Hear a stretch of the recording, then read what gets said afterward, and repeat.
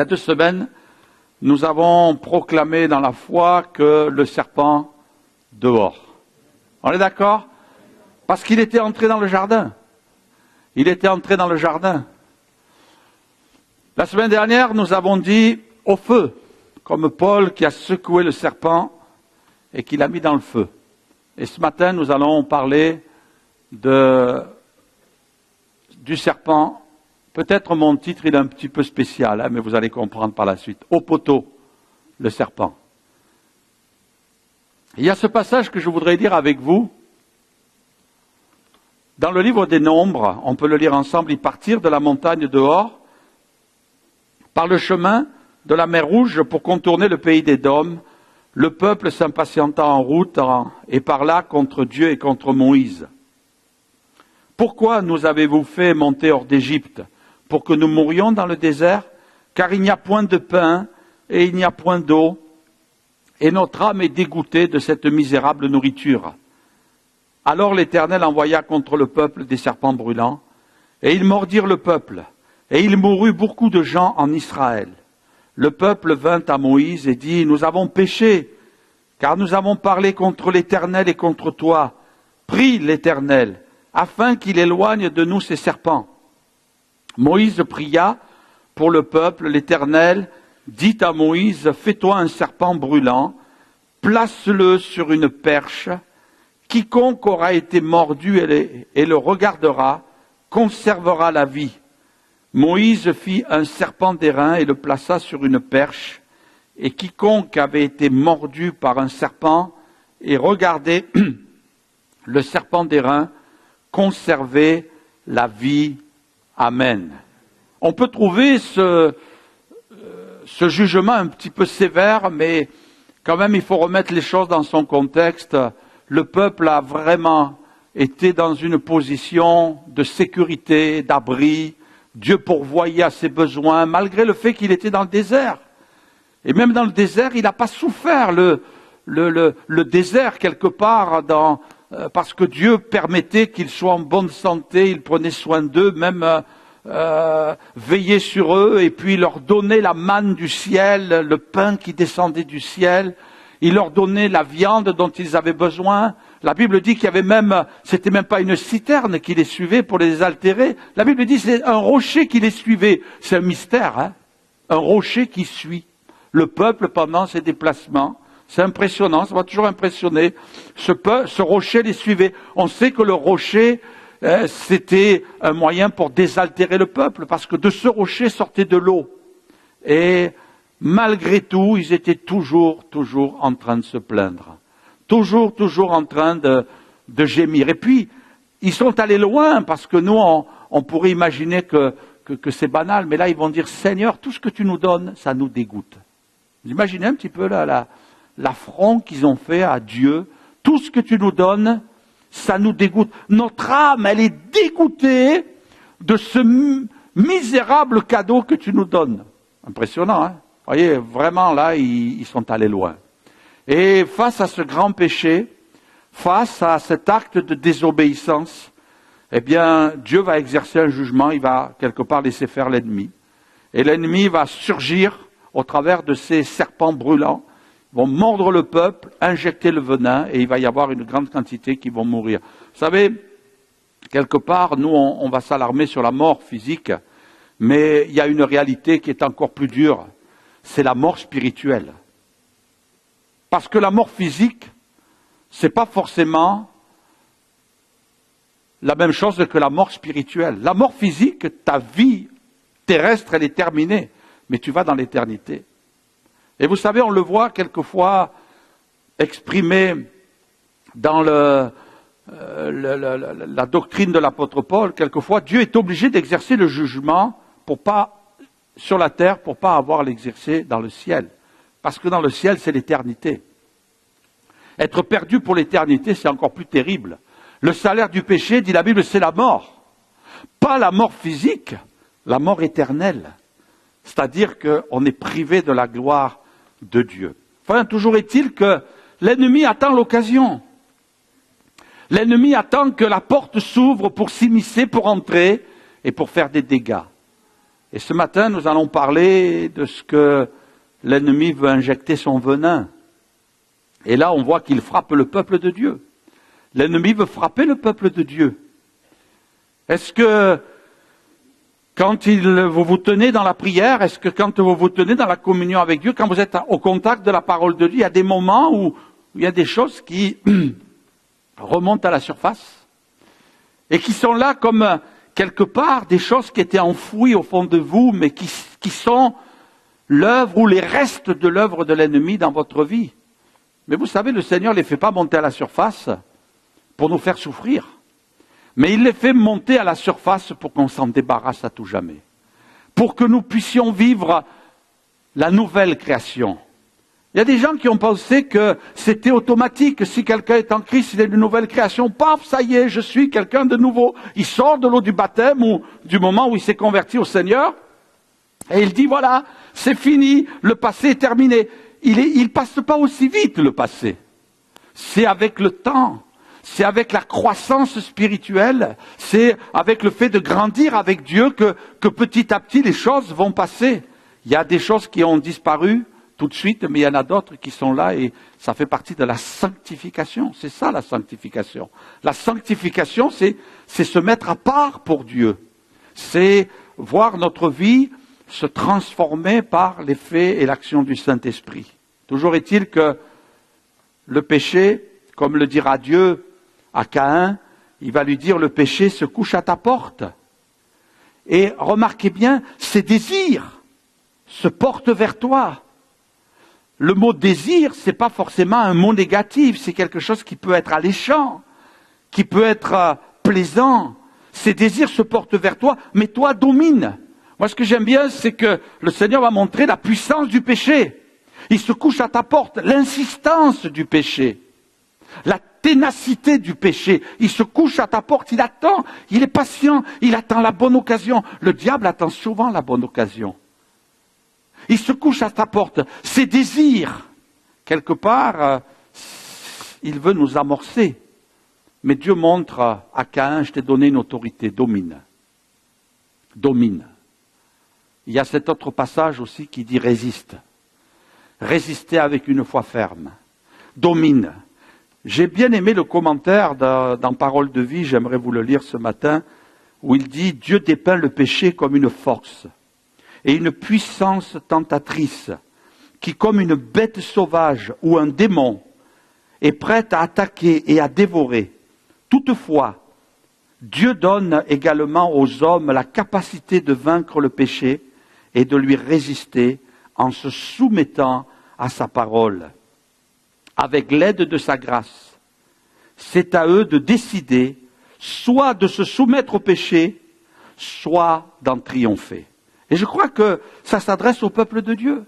Soit de se soumettre au péché et par voie de conséquence donner le dessus à l'ennemi sur notre vie, soit je vais triompher.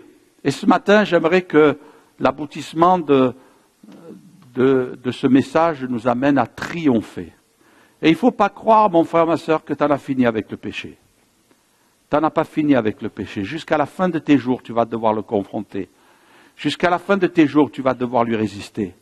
Et il faut arrêter de faire croire quelquefois qu'on est des chrétiens et qu'il n'y a pas de souci avec ça. C'est pas vrai, on est en guerre. Il y a des batailles remportées, mais la guerre, elle continue jusqu'à la fin. C'est pas parce que tu as remporté des batailles que la guerre elle est finie. Non, non, tu es en guerre. Et plus tu veux servir Dieu, plus tu veux marcher avec Dieu, et plus tu as l'impression que ça devient difficile. Les combats sont rudes, l'ennemi veut attaquer. Je disais hier à des frères avec qui on échangeait, on était en train de parler, je dis, vous inquiétez pas, il y a des combats. Et vous savez, aujourd'hui on est samedi, et l'ennemi, il n'aime pas ça, parce que le dimanche, il y a des bénédictions qui vont venir sur l'église. Alléluia! Est-ce que tu crois ce matin que le Seigneur en réserve des bénédictions? Peut-être toi, tu t'en es pas rendu compte, tu es venu comme ça, et puis, mais c'est le rendez-vous de Dieu avec toi ce matin. Et puis, ce matin, je crois qu'on peut déclarer, je veux vaincre le péché. Qu'est-ce qu'il fait l'ennemi? La première chose que je voudrais dire, c'est que nous sommes amenés à contempler la victoire du Seigneur. Quand Moïse a mis le serpent sur la perche, quelque part les yeux se sont détournés de ces serpents brûlants qui étaient partout un petit peu dans le camp et qui étaient en train de mordre. Et peut-être certains voyaient d'autres autour d'eux en train de mourir. Quelque part, Dieu nous dit arrête de regarder les effets du péché dans ta vie, arrête de regarder les effets de la tentation, arrête de regarder la puissance de l'ennemi, détourne tes yeux de là. Quand on tourne vers lui les regards, non seulement on est rayonnant de joie, mais on est délivré aussi. Amen. C'est à la croix que le Seigneur nous invite à regarder, là où le serpent a été paralysé, immobilisé, perdant sa puissance. Et nous sommes invités à porter nos yeux vers Jésus. Il veut, tant que nous sommes sur la terre, il veut injecter son venin. Mais sur la terre, nous pouvons lever les yeux vers Jésus. Amen, parce que Jésus est vainqueur. La première des choses qui est importante à réaliser, c'est que l'ennemi veut semer dans le cœur des gens de fausses doctrines. Ça, c'est une œuvre de l'ennemi. C'est une œuvre des ténèbres. Vous savez, aujourd'hui, on est dans un contexte un petit peu particulier, mais sur le plan spirituel, on peut se dire on est dans la confusion. J'ai bien aimé cette parole de Charles Spurgeon qui disait, si vous arrivez à lire, l'Église ne détermine pas ce que la Bible enseigne. C'est la Bible qui détermine ce que l'Église doit enseigner. Réalise l'importance de cette parole. C'est pas l'Église, c'est pas les prédicateurs, c'est pas les mouvements, c'est pas certains personnages qui se disent puissants, qui vont déterminer la doctrine. Et je crois que quelquefois, les gens sont dans la confusion, les chrétiens sont dans la confusion, parce qu'ils vont donner plus d'importance aux paroles qu'ils entendent plutôt qu'à la parole de Dieu. L'homme ne vivra pas de pain seulement, mais de toute parole qui sort de la bouche de... Amen.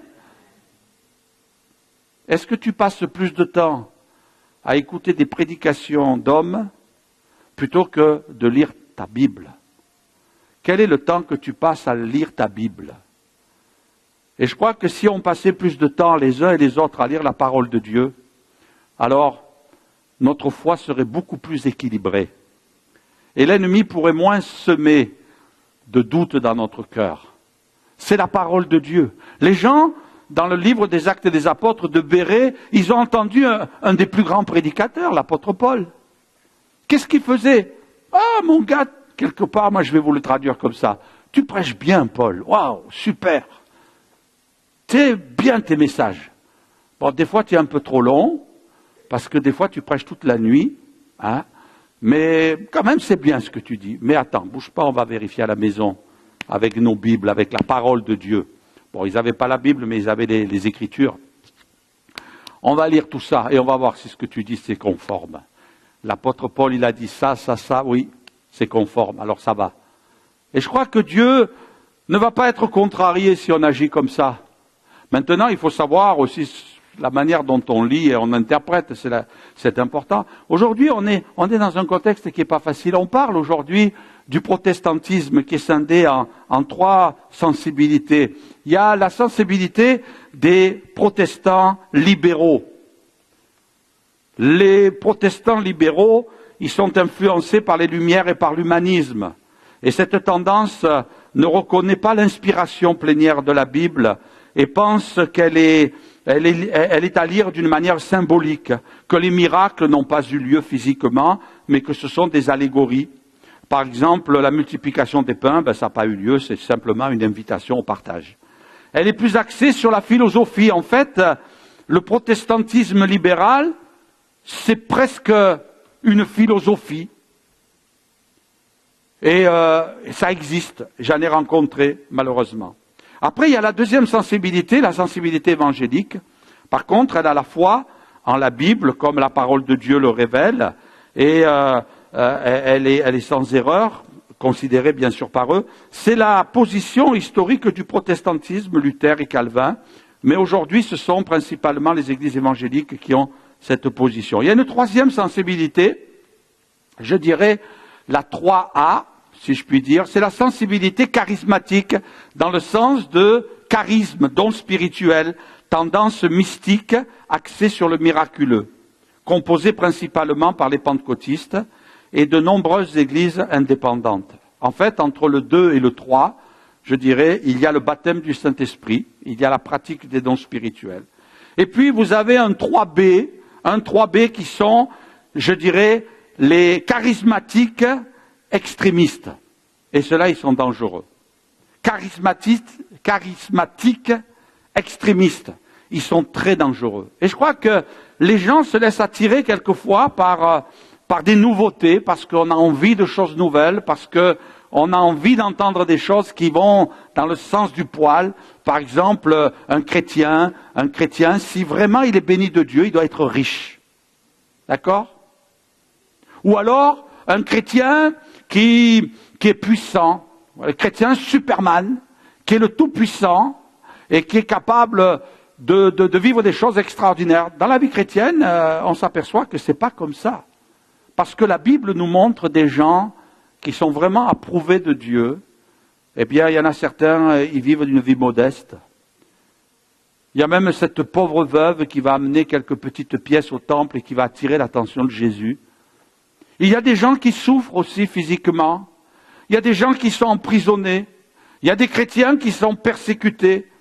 Rien à voir avec un christianisme de prospérité. Ou des gens qui quelquefois vont essayer de montrer que finalement Jésus n'a pas tout à fait tout accompli. Et qu'il a établi des ministères, il a établi des gens importants qui, eux, vont vous amener plus loin avec Dieu, mais nos yeux doivent être portés vers Jésus.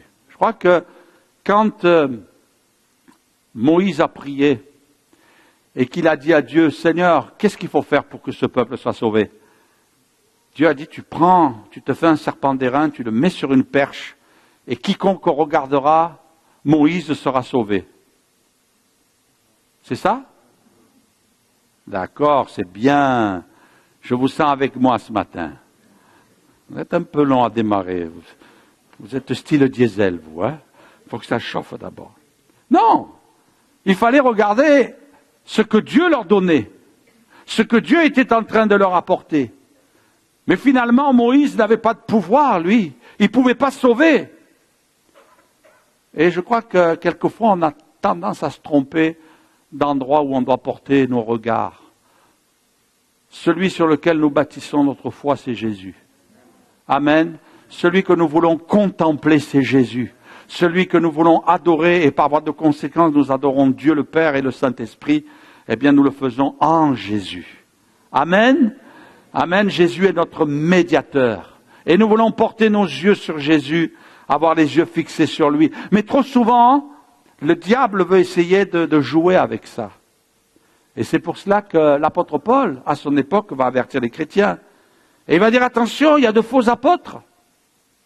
Faites attention, il y a des ouvriers trompeurs. Il y a des gens qui se déguisent en apôtres. Et qu'est-ce qu'il va rajouter? Et cela n'est pas étonnant, puisque Satan lui-même se déguise en ange de lumière. Il n'est donc pas étrange que ces ministres aussi se déguisent en ministres de justice. Leur fin sera leurs œuvres. Et je crois que Dieu veut aiguiser notre analyse, que nous soyons des gens prudents, que nous soyons des gens sages. Aujourd'hui, avec tout ce qui peut s'offrir à nous, avec tous les discours qu'on peut écouter, et combien j'entends des fois des frères et sœurs qui me disent, pasteur, ouais, on est allé voir sur Internet et il y a de bonnes prédications, mais attention, il y a des dangers aussi. Il y a des gens qui vont courir à droite à gauche, attention, il y a des dangers. Et c'est là souvent, et on ne s'en rend pas compte, et peut-être vous allez trouver exagéré, mais c'est une réalité, que le diable injecte son venin. Et le venin, vous savez, il ne vous tue pas instantanément. Hein. Il y a des phases d'agonie. Et je peux vous dire que dans mon parcours de serviteur de Dieu, j'ai vu des chrétiens en agonie, parce que le diable avait injecté le venin de la fausse doctrine. et qui se trouvaient en agonie, quelquefois même affectés dans leur santé, affectés dans leur psychique, affectés dans leur foi, complètement déboussolés, parce que, eh bien, ils n'arrivaient plus à faire ce discernement. Je crois que Dieu nous invite à trouver une foi équilibrée. Et cette foi équilibrée, elle n'a pas de raccourci. C'est au pied du Seigneur, dans sa présence. C'est dans une piété personnelle, dans un contact avec sa parole et un contact dans la prière. C'est une fidélité à une vie d'église aussi. Et je crois que c'est là que nous allons amener notre foi à l'équilibre. Et c'est tellement important. Parce que mes frères et sœurs, plus nous allons aller dans le temps, même l'ennemi est capable de produire des miracles mensongers. Des miracles mensongers. Et nous devons veiller à cela et que Dieu nous accorde sa sagesse. L'ennemi est celui qui est appelé le père du mensonge, mais aussi qui produit dans notre esprit comme du venin qui va nous amener au découragement. Et quelquefois, les chrétiens ne sont pas alertés avec tout ça. Ils ne sont pas conscients de tout cela. Quelqu'un disait, Satan connaît ton nom et t'appelle par tes péchés, mais Dieu connaît tes péchés et il t'appelle par ton nom. Amen. Je crois que c'est quand même important de réaliser cela. Le diable est celui qui vient semer dans notre cœur le mensonge. Il est l'accusateur des frères. Il est celui qui vient nous décourager en nous disant, mais non, mais Dieu ne pourra pas se servir de toi. Mais non, tu ne peux pas être utile pour l'œuvre de Dieu. Regarde tes combats, regarde tes difficultés. Et je crois qu'il faut savoir, dans notre esprit, éteindre aussi les traits enflammés du malin. C'est quoi les traits enflammés du malin? Quand l'apôtre Paul aux Éphésiens en parle, il dira la foi, c'est un bouclier. Et avec ce bouclier, nous éteignons, nous empêchons les traits enflammés, les flèches. Vous savez, on a tous regardé des films de cow-boys et d'Indiens. Eh bien, il y a une particularité, c'est que quand, dans les films, peut-être dans la réalité, je ne sais pas, mais les Indiens lançaient des flèches enflammées pour mettre le feu à la maison dans laquelle se trouvaient des gens qu'ils voulaient faire prisonniers ou tuer, on peut tout imaginer. Et je crois que le diable est celui qui lance des traits enflammés, des flèches enflammées. Et il y a quelquefois, je pense, et tous on vit ça, chaque chrétien vit ça, il y a des flèches qui passent dans notre esprit, des flèches de pensée, des flèches de parole, des flèches de culpabilité, des flèches d'accusation, des flèches de découragement qui passent dans notre esprit. Et là, le Seigneur dit, attention, c'est quelque chose qui est une réalité. Et plus tu marches avec Dieu, plus tu sers Dieu, plus tu deviens un obstacle à l'ennemi, et plus tu vas voir des flèches passer dans ton esprit. Mais tant qu'elles ne font que passer, laisse-les passer. Il y a quelquefois des chrétiens qui se disent, « Pasteur, j'ai des mauvaises pensées. » Ben laisse-les passer. « Pasteur, j'ai fait un rêve bizarre. » Oui, laisse passer, ce sont des flèches quelquefois. L'ennemi peut nous atteindre dans nos pensées. On en a parlé déjà. Mais ce qu'il veut, c'est pas simplement faire passer les flèches. Lui, il veut que les flèches, elles pénètrent et elles mettent le feu.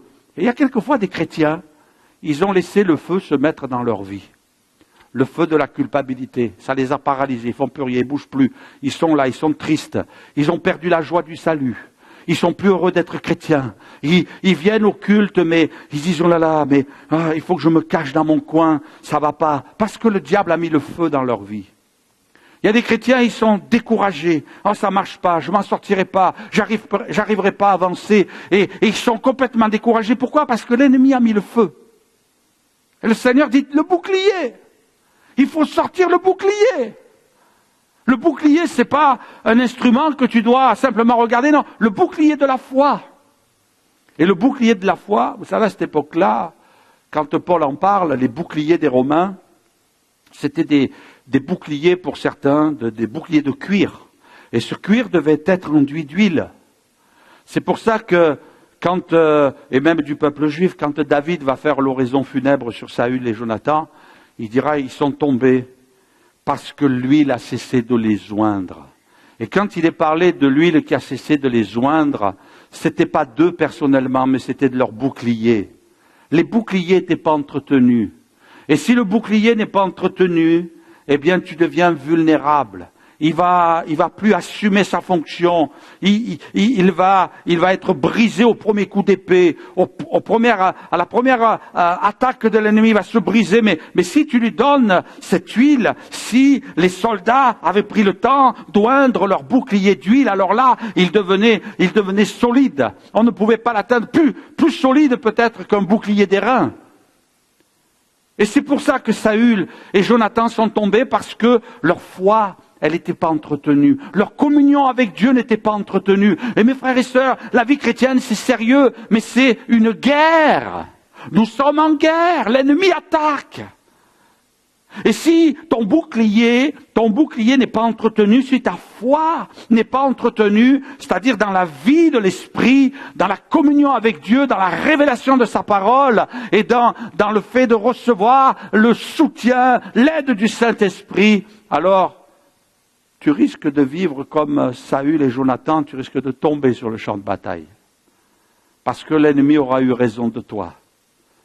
Et il faut que chaque jour, tu penses, après t'être brossé les dents, à ton bouclier de la foi.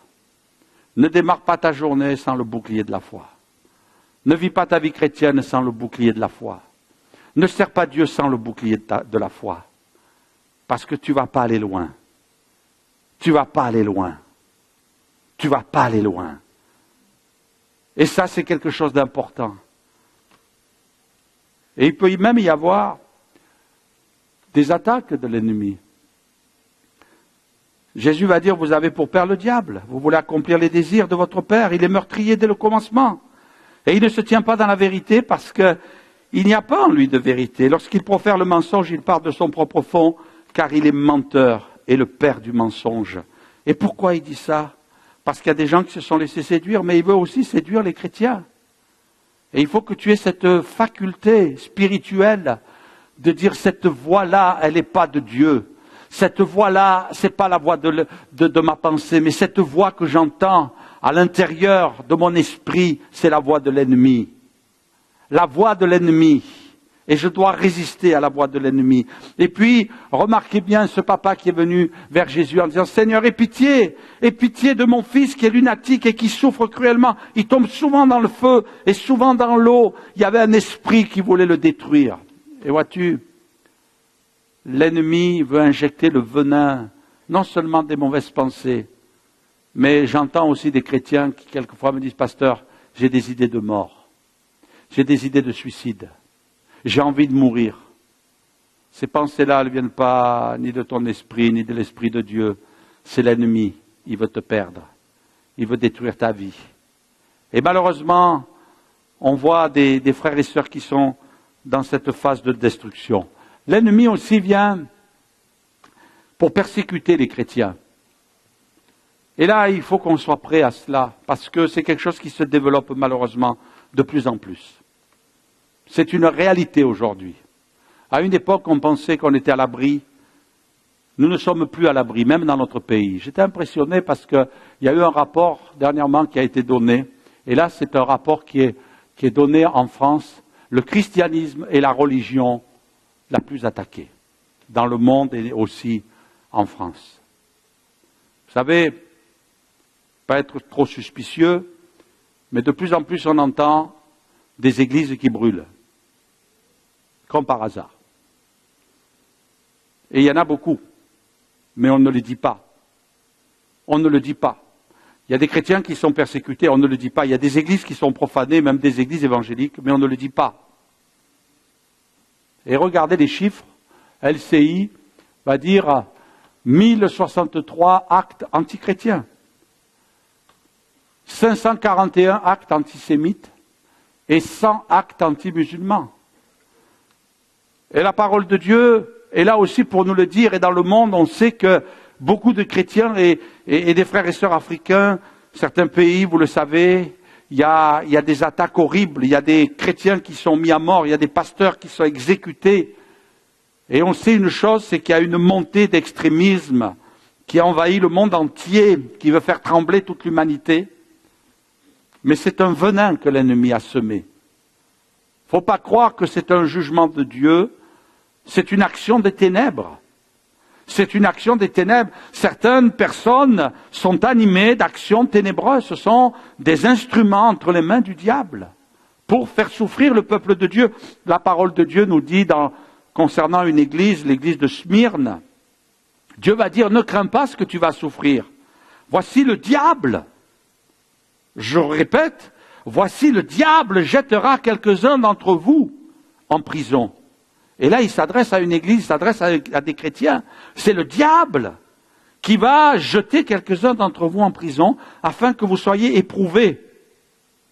Et vous aurez une tribulation, mais de 10 jours, parce que Dieu garde le contrôle. Sois fidèle jusqu'à la mort, ça veut dire qu'il y a des chrétiens qui vont mourir. Et je te donnerai la couronne de vie. C'est une réalité. Est-ce que, du moins moi je me pose la question, parce que quand j'entends que des pasteurs, des églises, de véritables chrétiens sont mis à mort, je me dis, on ne sait pas ce que l'avenir nous réserve, mais il faut qu'on soit prêt, parce que l'ennemi se déchaîne. Il injecte le venin de la persécution. Mais on ne regarde pas le venin, on regarde Jésus. On regarde le Sauveur. Comme ça s'est passé pour Étienne, pendant qu'on était en train de le lapider, il dit, je vois le ciel ouvert. Et je vois Jésus, debout. Debout. Jésus qui s'apprête à le recevoir dans le ciel. Waouh! Ça a dû être merveilleux. Moi, je ne sais pas la vie que vivait Étienne, je ne sais pas s'il était marié, je ne sais pas, il avait des parents, je ne sais pas. Peut-être il s'est dit, je ne peux pas leur dire au revoir, mais c'est comme ça. Mais ce que je veux, c'est aller à la rencontre de Jésus. Et il y a un moment, notre vie se terminera ici-bas. Mais puissions-nous réaliser que Jésus nous attend. On est prêt, Seigneur. Et on veut vivre avec toi pleinement. La Bible aussi nous avertit sur Mammon. Et finalement, on s'aperçoit qu'aujourd'hui aussi, ça parle très fort dans ce domaine-là. Et on s'aperçoit que ça bouge de tous les côtés, parce que finalement, les riches ne sont pas assez riches, et les pauvres ou les modestes veulent devenir riches. Pourquoi? Parce que, quelque part, peut s'installer dans l'esprit des gens le désir du matérialisme, d'en vouloir toujours plus. De vouloir toujours plus. La Bible dit que dans les derniers temps, les gens aimeront le plaisir plus que Dieu. La Bible nous dit, il faut que tu apprennes à te contenter. Si tu peux progresser dans la vie, tant mieux. Si tu peux avoir une meilleure situation, tant mieux. Mais ne deviens jamais esclave de ces choses-là. Ne les laisse jamais prendre le dessus. Ne les laisse jamais diriger ta vie. L'argent, disait quelqu'un, c'est un mauvais maître. Mais il faut que ce soit un serviteur. Et il ne faut pas le laisser devenir un maître. Parce que quand il devient un maître, eh bien, il domine notre vie. Regardez ce que dit la Bible, et c'est ça qui est important, mes frères et sœurs. C'est pas ce que je suis en train de raconter, là. C'est pas ce que je suis en train de penser, mais c'est ce que dit la Bible. Ne vous amassez pas des trésors sur la terre, où la teigne et la rouille détruisent, et où les voleurs percent et dérobent. Mais amassez-vous des trésors dans le ciel. Ça veut dire donner une priorité aux choses spirituelles où la teigne et la rouille ne détruisent point, et où les voleurs ne percent ni ne dérobent, car là où est ton trésor, là aussi sera ton cœur. L'œil est la lampe du corps. Si ton œil est en bon état, tout ton corps sera éclairé.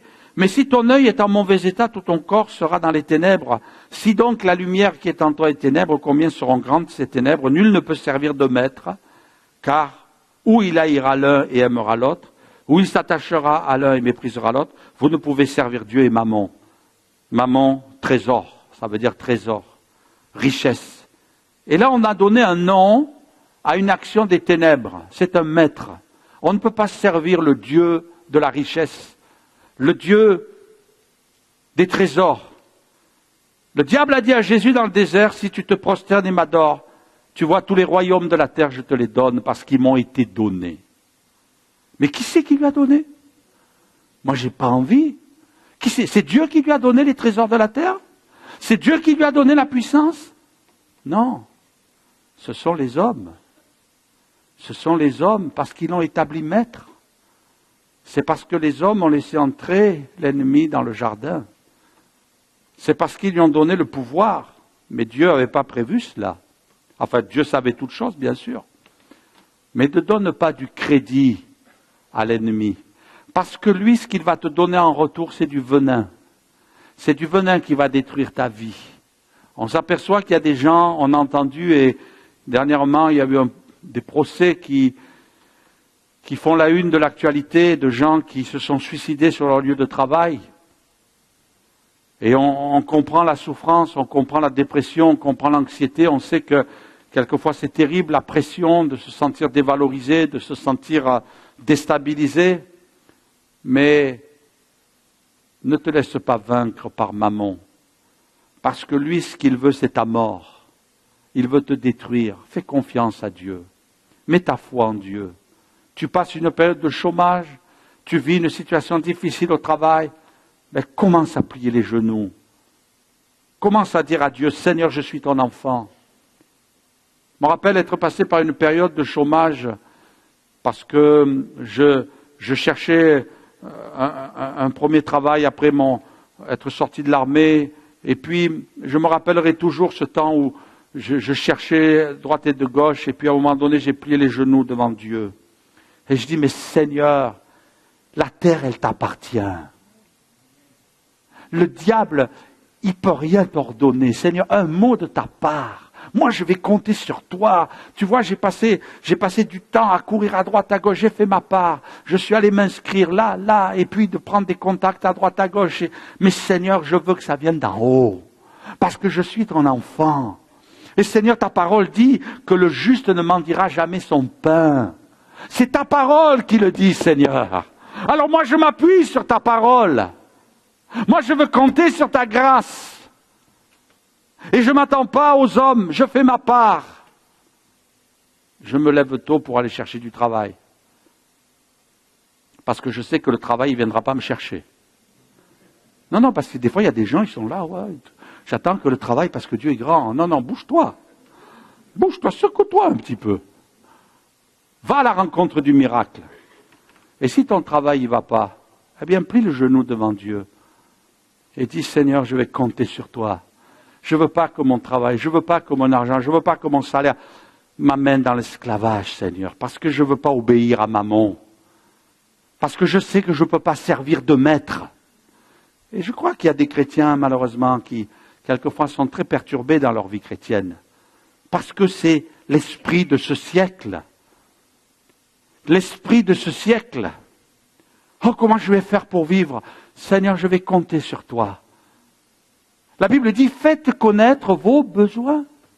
Ça veut dire que nous avons des besoins.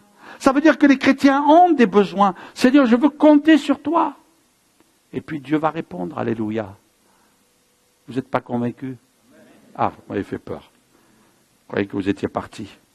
Et puis je voudrais terminer en parlant de quelque chose d'important. Parce que je voudrais qu'on ait peut-être développé un peu plus ce sujet. L'ennemi est celui qui injecte le venin de l'impureté. La parole de Dieu dit que quand Jésus est arrivé à Gadara, aussitôt, après avoir rencontré une tempête, l'ennemi a voulu l'empêcher d'aller à Gadara parce que là, il y avait un grand miracle qui allait arriver. Mais Jésus n'a pas baissé les bras, il ne s'est pas laissé distraire. L'ennemi va envoyer des tempêtes. Eh ben, vas-y. Mais moi, je vais te dire une chose, je crois que Jésus a dû lui dire, et peut-être même qu'il a dit à ses disciples, n'ayez pas peur. Tant que je suis dans la barque, il y aura peut-être des tempêtes, mais on ne va pas couler, les gars.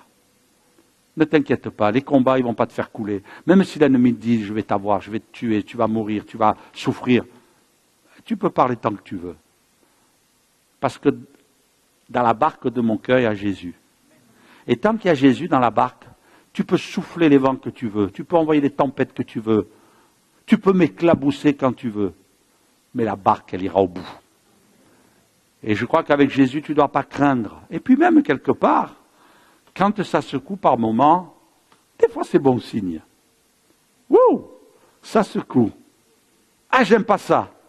Mais je souris quand même. Il est bizarre ce gars-là, hein, parce qu'il est dans la foi. Et Jésus leur a dit plusieurs fois, mais vous inquiétez pas, n'ayez pas peur. Restez calmes les gars. Et même à un moment donné, Jésus était dans la barque en train de dormir sur un coussin. Hey, ils n'ont pas compris, eux, ils étaient en état de panique absolue. Il y avait tous les voyants dans la barque qui s'allumaient. Mais Jésus a dit, bon, n'ayez pas peur, restez confiants, parce que je suis dans la barque, alléluia. Et là, il nous a dit un esprit impur. Il y a le venin de l'impureté. Et aujourd'hui, on s'aperçoit qu'il y a un déferlement d'impureté. Il y a un déferlement d'impureté. Aujourd'hui, vous savez, le plus grand réseau de prostitution qui existe au monde, vous savez où il est? Il est sur Internet. Et c'est prouvé. Cyberprostitution, cyberproxénétisme. Oui. Il y a l'esprit impur qui agit. Et l'esprit impur qui essaie de pénétrer, qui essaie de semer son venin. Et c'est impressionnant de voir l'action ténébreuse dans ce domaine. Je voudrais partager quelques articles qui ne sont pas des articles chrétiens. L'appel solennel des professionnels de santé contre les dangers de la pornographie chez les jeunes. Des professionnels de santé interpellent les pouvoirs publics sur la surexposition des mineurs aux films X. L'appel se veut solennel. Plusieurs professionnels de santé, dont le président du Collège national des gynécologues et des obstétriciens français, Israël Nissand, qui s'expriment au nom de cette institution, ont interpellé les pouvoirs publics le 15 juin de l'année dernière sur les dangers de l'exposition à la pornographie pour les enfants. Et vous lisez, pour les enfants et les adolescents, exposition à la pornographie. Le venin, il affecte de plus en plus les enfants et les jeunes. Nous demandons simplement le respect de la loi qui interdit la pornographie aux moins de 18 ans. Même au plus de 18 ans, c'est dévastateur. Résume le professeur Nissand, aujourd'hui, c'est le business qui prime. Le business qui prime. Les fournisseurs d'accès ne peuvent pas, sous prétexte de la liberté du net, s'affranchir de la protection des mineurs. Sur le journal Santé Magazine, l'abus de sites de YouPorn provoque chez l'homme des phases de burn-out sexuel. On parlait de burn-out physique, émotionnel. Maintenant, on est en train d'aborder un burn-out sexuel associé à une addiction au virtuel dont les accros ont du mal à se remettre s'ils décident de décrocher. Le venin de l'impureté. Le venin de l'impureté. Hier, j'écoutais la radio en venant ici, hier matin, sur les coups de 8 heures du matin, j'entendais France Info, et j'ai entendu ce que je vais vous lire là, et j'ai fait des recherches en arrivant ici, je dis c'est trop important pour le thème que je vais apporter dimanche matin, j'ai essayé de chercher, j'ai trouvé, France Info. Un homme d'affaires norvégien, Sigurd Vidal, a été condamné mercredi de la semaine passée, par le tribunal correctionnel de Bruxelles à une peine de 6 mois de prison avec sursis. Moi, j'aurais enlevé le sursis. Son site Rich Meet Beautiful proposait à des étudiantes de 18 à 26 ans dénommées Sugar Babies de se faire entretenir par des messieurs âgés riches dénommés Sugar Daddy. Le rapport, et là c'est intéressant ce qui est marqué ici, le rapport qui lie un être humain à son corps et à sa sexualité est l'une des choses qui lui permet de se sentir exister et constitue de ce fait le plus intime de lui-même. Il peut donc partager cet intime avec un autre, par amour ou par désir. Mais le vendre implique qu'il en fasse un objet, qu'il va détacher de lui-même, qu'il va comme détacher de lui-même. et révèle donc sur le plan psychologique d'une opération très particulière qui suppose qu'il ait une histoire personnelle, elle aussi très particulière. Quand on écoute des jeunes filles qui ont accepté ce type de prostitution, on se rend compte que généralement leur corps n'a été traité dans leur enfance, ni avec suffisamment de respect pour qu'elles puissent comprendre qu'il a de la valeur, qu'il a une valeur, et doit être respecté pour elle-même, par elle-même et par les autres, ni avec suffisamment d'amour pour qu'elle puisse elle-même l'aimer. Et que, de surcroît, des traumatismes sexuels dont elles n'ont pas forcément le souvenir conscient sont parfois venus casser le rapport qu'elle avait à elle-même et les transforment en objets sexuels, ce qu'elles reproduisent ensuite sans le savoir en se prostituant et en trouvant même, dans certains cas, cela tout à fait satisfaisant. Terrible. Terrible ce que le diable est en train de détourner ce que Dieu a créé. Dieu a créé l'amour, parce que Dieu est amour. Et il a voulu que cet amour soit tellement puissant qu'il puisse aussi exister dans le cadre d'un couple qui va s'aimer, d'un couple qui va se respecter, un couple qui va s'épanouir. Et dans le cadre du mariage, Dieu a prévu, si je peux employer cette image, la cerise sur le gâteau. La cerise sur le gâteau, Dieu a prévu dans le cadre du mariage la sexualité. La sexualité, aux yeux de Dieu, c'est quoi? Certes, nous, on peut dire la sexualité, c'est un temps de plaisir, c'est un temps où on va donner de l'amour, on va donner de la tendresse. Ok? Mais la sexualité, c'est une communion. C'est une communion entre deux corps. Mais c'est une communion aussi entre deux esprits. C'est une communion entre deux âmes. C'est pas uniquement un acte de plaisir. Et le monde s'est laissé séduire par le diable. Et à tel point que le diable n'a qu'un objectif, c'est de détruire tout ce que Dieu a créé. Et c'est pour cela qu'il veut atteindre au travers de la sexualité. Et nous sommes dans un siècle où la parole de Dieu nous dit que l'impureté s'est établie. Et la Bible nous dit aussi quelque chose. Il y a des esprits démoniaques qui ont une particularité, c'est l'impureté. L'impureté, c'est leur activité principale. On a parlé de Mammon, le dieu de la richesse, mais il y a des esprits qui amènent les gens dans le suicide, comme cet homme qui est venu vers Jésus en disant « Mon fils, il est jeté dans le feu ». Il y a un esprit là qui est là pour l'amener au suicide, mais il y a aussi des esprits qui sont là juste pour semer l'impureté. Et ils sont en action, ils sont à l'œuvre. Et la parole de Dieu veut nous avertir aussi. La sexualité que le diable nous propose, ce n'est pas la vraie sexualité. D'ailleurs, ceux qui s'adonnent à la pornographie, ceux qui s'adonnent à la prostitution, ils ne vivent pas la vraie sexualité. C'est tout du mensonge. La pornographie, c'est du mensonge. Et peut-être aujourd'hui, on peut trouver ça banal, mais même les histoires d'amour qu'on peut voir à la télévision, pour certaines, c'est du mensonge, c'est pas la réalité. C'est pour cela que, quelquefois, les jeunes sont perturbés dans leur tête. C'est pour cela qu'on a besoin de se rééquilibrer. Alors, il faut aussi venir dans la présence de Dieu et de dire, Seigneur, viens me révéler les choses, viens remettre en place, parce que c'est déséquilibré dans ma tête.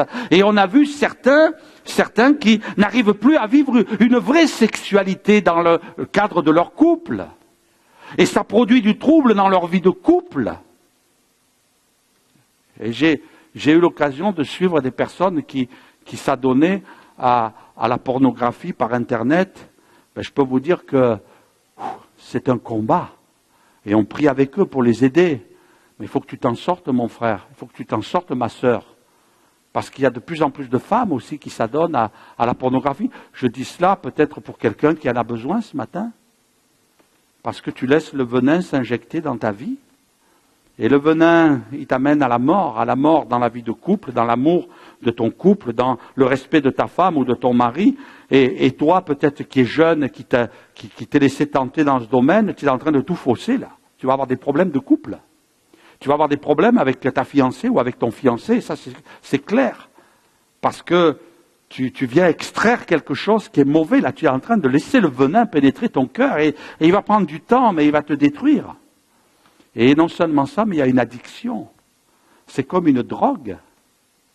Et on sait aujourd'hui, et je voudrais que chacun pour notre part nous en soyons conscients, il y a de plus en plus d'enfants avec leur téléphone qui arrivent à se connecter avec leur ordinateur chez eux dans leur chambre et qui sont là et qui, par curiosité, quelquefois ça peut commencer comme ça, eh bien deviennent accros.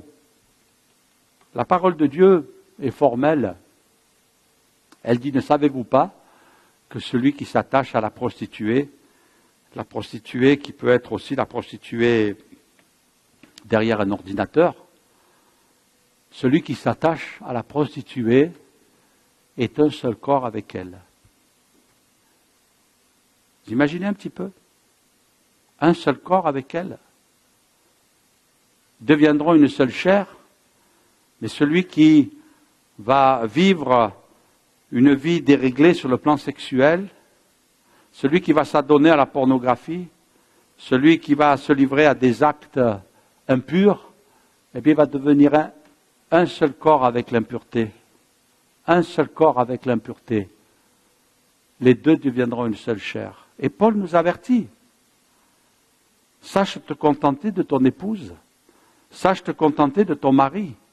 Et si tu es jeune, sache attendre. T'inquiète pas. T'inquiète pas. Dieu va marcher avec toi. Dieu va t'aider.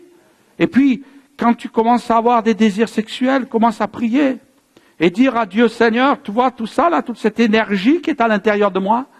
Seigneur, je t'appartiens, je veux garder ça dans la pureté. Je veux que ce soit comme un cadeau que je vais faire à ma fiancée plus tard quand on sera marié. Attention, pas fiancé, hein. Quand tu seras marié. Note bien. Sors le stabilo. Marié. Non, parce que des fois, certains, ils disent, oh, c'est pas grave, on va se marier. Non, non, c'est le péché. Ouais, sérieux. Oh, c'est pas grave, on peut coucher ensemble, on va se marier dans 6 mois. Non, non, non, attends 6 mois. Ça fait déjà 20 ans que tu attends, tu peux attendre 6 mois de plus, hein. Il n'y a pas le feu, c'est le cas de le dire. Fais un cadeau. En disant, je le réserve pour ma fiancée. Je le réserve pour mon fiancé quand on sera marié, je répète. C'est tellement important, la sexualité. Parce que la sexualité, quand elle est exercée dans le couple, et dans un couple chrétien, ça doit être comme une louange à Dieu. Comme une reconnaissance à Dieu. Parce que Dieu nous l'a donné pour qu'on vive une véritable communion avec notre conjoint, avec notre épouse ou notre époux. Et c'est une louange à Dieu.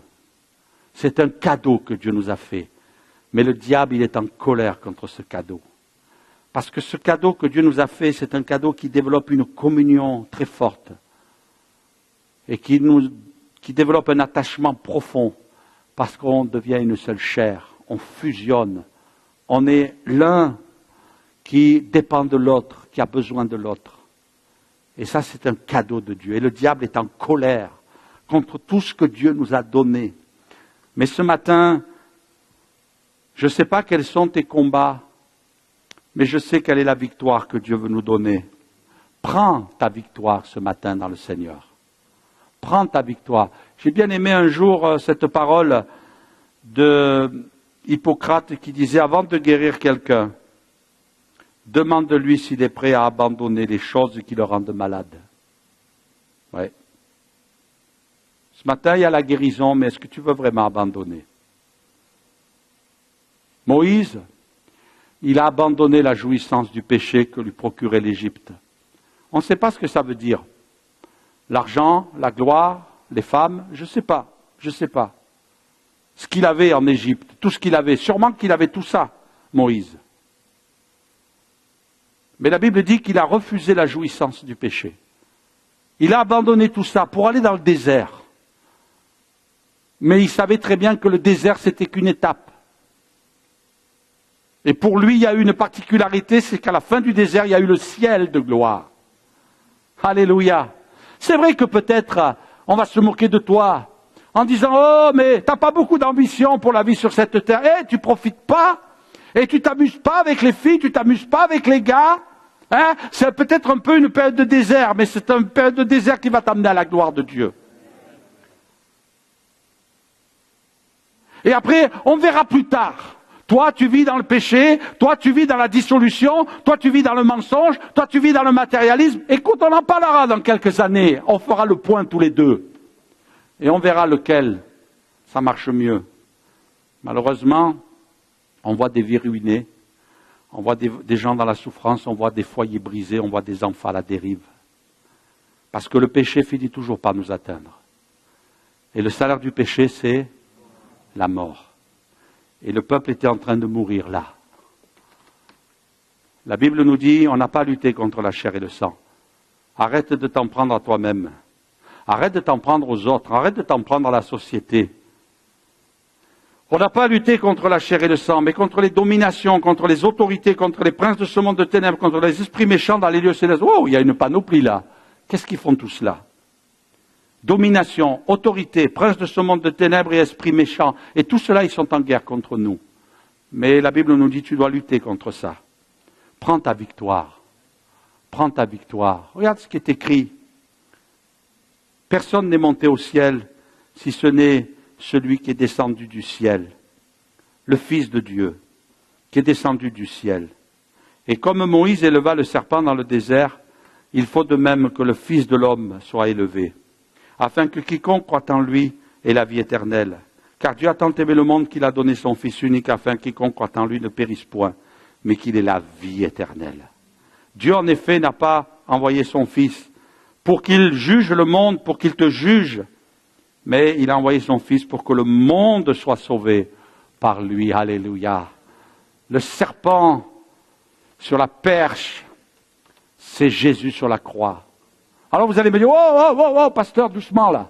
Le serpent, Jésus, il a livré un spectacle. Parce que la croix, c'est horrible. La croix, c'est répugnant. Ouais, vous allez dire, pasteur, tu vas fort là. Oui, parce que la croix, c'est là où le diable a été vaincu. C'est là où le diable a été désarmé. Mais c'est là aussi où le diable a été paralysé, cloué. Et le Seigneur dit, si tu portes les yeux sur la croix, Jésus a payé, Jésus a combattu, mais Jésus a été vainqueur. Et alors, si tu portes les yeux sur la croix, ce matin, tu peux annuler l'effet du péché dans ta vie. Tu peux annuler les œuvres sataniques de ta vie, dans ta vie, parce que Jésus est venu mourir sur la croix. Invitez les musiciens, très doux s'il vous plaît. Ce matin, peut-être, tu as laissé pénétrer des fausses doctrines dans ton esprit. Peut-être ce matin, c'est le mensonge, le découragement avec des idées de mort et de suicide, et peut-être même un état de dépression. Et tu dis, ce matin, j'ai besoin d'annuler les effets du venin dans ma vie. Peut-être c'est la persécution. Tu es persécuté chez toi, tu es persécuté dans ton entourage. Peut-être c'est maman, le matérialisme, l'argent. Et peut-être c'est l'impureté. Mais Jésus a payé. Jésus a donné sa vie sur la croix. Jésus est mort pour toi. Et ce matin, on va porter les yeux vers Jésus. Et je voudrais dire, mon frère, ma sœur, entre dans une phase de combat. Peut-être que tu vas remporter la victoire, peut-être ça va être dur. Peut-être il va te falloir du temps, il va te falloir des semaines, il va falloir des mois. Mais ne reste pas dans cet état, n'abandonne pas. Ne lâche pas. Ne lâche pas, n'arrête pas. Mais entame ce combat. Entame ce combat pour dire, Seigneur, je veux t'honorer. Je veux vraiment te glorifier, Seigneur. Je veux vraiment que tu me viennes en aide. Et je ne vais pas me cacher la face, Seigneur, mais je vais compter sur toi. Et je vais me laisser saisir par ta grâce. et tu vas me secourir. On va prier ensemble quelques instants.